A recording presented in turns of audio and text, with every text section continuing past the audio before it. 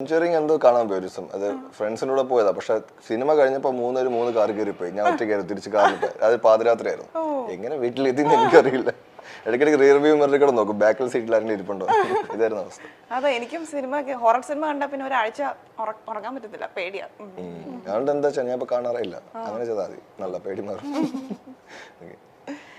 അവസാനമായി ഓഡിയൻസിനോട് എന്താണ് സീരിയലിനെ കുറിച്ച് പറയാനുള്ളത്? സീരിയല് ഈ സീരിയലിലെ കാര്യങ്ങൾ നോക്കുവാണെങ്കിൽ എന്ത് ചെയ്യണം എന്ത് ചെയ്യണ്ട എന്ന നല്ലൊരു മെസ്സേജ് കൊടുക്കുന്ന സീരിയലാണ്. അപ്പോൾ ആൾക്കാരുടെ കോമൺ സെൻസിൽ വെച്ചെടുക്കാം കാര്യങ്ങൾ എങ്ങനെയാണ്. അപ്പോൾ ഇന്ദ്രൻ എന്നൊരു ക്യാരക്ടറിന് കുറേ പോസിറ്റീവ്സ് ഉണ്ട്, കുറേ നെഗറ്റീവ് ഷെയ്ഡും ഉണ്ട്. അത് ഡിസൈഡ് ചെയ്യുന്ന സൊസൈറ്റിയാണ് ഏതാണ് പോസിറ്റീവ് ഏതാണ് നെഗറ്റീവ്. ചില ആൾക്കാരുടെ പോസിറ്റീവ് ചില ആൾക്കാർ നെഗറ്റീവ് ആയിരിക്കും, ആൻഡ് വൈസ് വേഴ്സ തിരിച്ചുമായിരിക്കും. അപ്പോൾ ഇതിലെല്ലാം അനുപമയുടെ ക്യാരക്ടർ ആണെങ്കിലും വേറെ ക്യാരക്ടേഴ്സ് ആണെങ്കിലും അനുപമ ഇതിൽ പോസിറ്റീവായിട്ട് ചെയ്യുന്ന പല കാര്യങ്ങളും നെഗറ്റീവായിട്ട് എടുക്കുന്ന ആൾക്കാരുണ്ട്, നെഗറ്റീവായിട്ട് ചെയ്യുന്ന പല കാര്യങ്ങളും പോസിറ്റീവായിട്ട് എടുക്കുന്ന ആൾക്കാർ. അപ്പോൾ ഇതെല്ലാം സൊസൈറ്റിയുടെ കാഴ്ചപ്പാടാണ്. അപ്പോൾ എക്സാക്ട്ലി എന്താണോ സൊസൈറ്റി അതിൻ്റെ റിഫ്ലക്ഷനാണ് ഈ സീരിയൽ. ഇപ്പോൾ 15 വർഷം മുമ്പ് ഇറങ്ങിയ മെറ്റുവലി എന്ന് പറഞ്ഞാലും ഇപ്പോൾ ഈ സീരിയൽ കാണിക്കുമ്പോഴും ഇതേ കാര്യം ഇപ്പോഴും സംഭവിക്കുന്നുണ്ട്. We are getting messages in Instagram.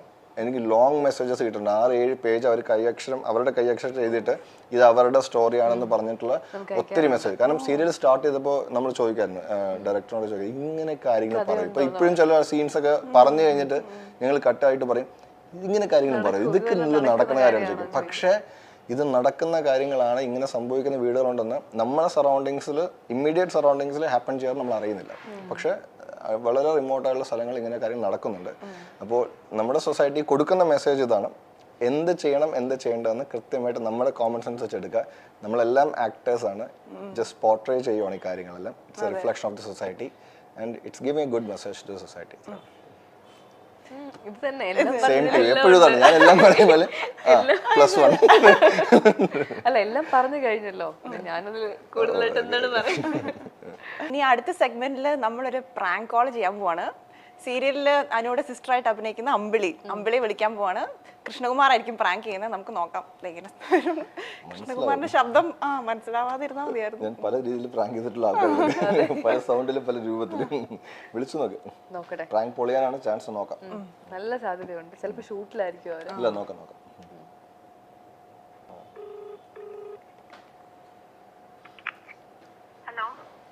എടി, ഹലോ. എടി, നീ എവിടെയാ?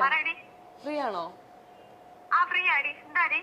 എടി, ഞാനേ ഇന്നലെ മറ്റേ സൂര്യയുടെ പ്രോഗ്രാമിന് പോയിട്ടുണ്ടായിരുന്നേ, കൊച്ചിയില. അപ്പം ഞാൻ ഇന്ന് തിരിച്ചു പോകാൻ വേണ്ടി നിന്നപ്പോഴത്തേക്ക് നിന്റെ കുറച്ച് ഫാൻസ് അവിടെ വന്നു.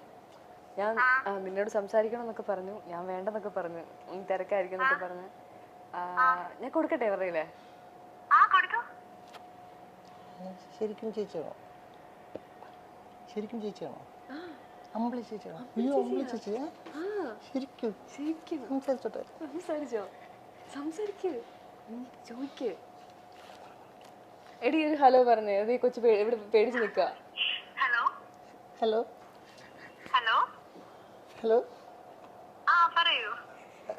ചേച്ചി അമ്പിളി ചേച്ചിയാ? അമ്പിളി ചേച്ചി ശരിക്കും? ശരിക്കും അമ്പിളി ചേച്ചിയാ? സംസാരിച്ചോ? കുഴപ്പമില്ല, ഫാനാന്നൊക്കെ പറഞ്ഞല്ലേ. ചേച്ചിയുടെ സീരിയൽ കാണാറുണ്ട്, ഭയങ്കര ഇഷ്ടമാണ് അമ്പിളി ചേച്ചി. എടി, നീ എന്തെങ്കിലും തിരിച്ചു ചോദിക്കും, എന്തോ പേടിച്ച് നിൽക്കുകയാണ്.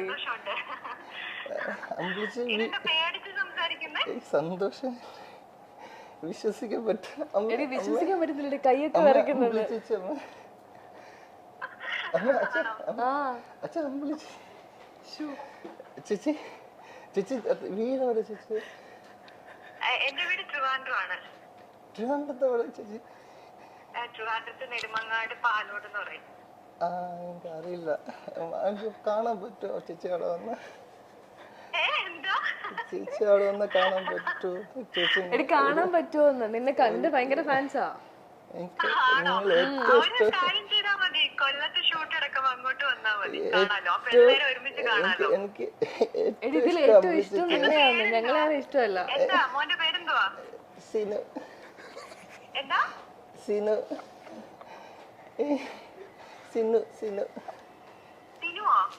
സിനു ചേച്ചി, സിനു. ഓക്കേ. എന്തെടുക്കുവാ? എന്ത് ചെയ്യുവാ? ഞാൻ +2. പ്ലസ് ടുവിന് പഠിക്കുകയാണോ? ആ ചേച്ചി എനിക്ക് സന്തോഷമായി സന്തോഷമായി. വീട്ടിലാരൊക്കെ ഉണ്ട്? മോന്റെ വീട്ടിലാരൊക്കെ ഉണ്ട്? എനിക്ക് ചേച്ചിയുണ്ട്. ആ ചേച്ചിയുടെ പേര് അമ്പിളി എന്നാ. ആണോ? ആഹാ. എനിക്കതാ ചേച്ചി കൂടുതൽ ഇഷ്ടം. ചേച്ചി ഇപ്പൊ വന്നിട്ടില്ല ചേച്ചി. ഞാൻ അച്ഛൻ്റെ അമ്മയുടെ കൂടെ എവിടെ അനു ചേച്ചി ഇരിപ്പുണ്ട്. അനു ചേച്ചി ഞാൻ അമ്പിളി ചേച്ചി ഉണ്ട് ചോടി വന്ന ആണോ? ഓക്കെ. ഭയങ്കര കാര്യം ചേച്ചി. താങ്ക് യു മോനെ. ഞാൻ ചേച്ചി കണ്ടോട്ടെ ദിവസം ഒന്ന്. അതാ പറഞ്ഞേ ഷൂട്ട് നടക്കുമല്ലോ. കൊല്ലത്ത് ഷൂട്ട് നടക്കുമ്പോ എല്ലാരും അവിടെ വന്ന് കാണാൻ സമ്മതിക്കോ ചേച്ചി? അതൊക്കെ സമ്മതിക്കും. അങ്ങനെയൊന്നും ഒരു പ്രശ്നമില്ല. പിടിച്ചു നിർത്തുമോ ആരെങ്കിലും? പിടിച്ചു നിർത്തത്തില്ല. ചേച്ചിയുടെ ഫോൺ നമ്പർ തരുമോ? ഞാൻ വിളിച്ചോട്ടെ അവിടെ വന്നിട്ട്. അങ്ങനെ അവിടെ വന്നിട്ട് ഷൂട്ട് നടക്കുന്ന സ്ഥലത്ത് വന്നാൽ മതി. അല്ല ചേച്ചി അവിടെ വന്നിട്ട് വീട്ടിൽ എനിക്ക് അവിടെ കാണാൻ പറ്റി സന്തോഷം സഹിക്കാൻ. ചേച്ചി അവിടെ എനിക്ക് ഒന്ന് ചേച്ചി ഫോൺ നമ്പർ തരാമോ പ്ലീസ്? ഞാൻ ആക്കി ഡോണ ആരാ? അനുചേച്ചി അനുചേച്ചി ഡോണ. ഓക്കെ എടി നിന്റെ പേര് പോലും ചോദിച്ചില്ലടി. നിന്റെ പേര് ശരിക്കുള്ള പേരെന്താന്നൊക്കെ എന്നോട് ചോദിച്ചത്. വാങ്ങിച്ചാ മതി. അവിടെ എത്തുമ്പോ വിളിച്ചാ മതി കേട്ടോ. അവിടെ ഇരുന്ന് കൃഷ്ണകുമാരേട്ടനെ കാണാൻ പറ്റുമോ?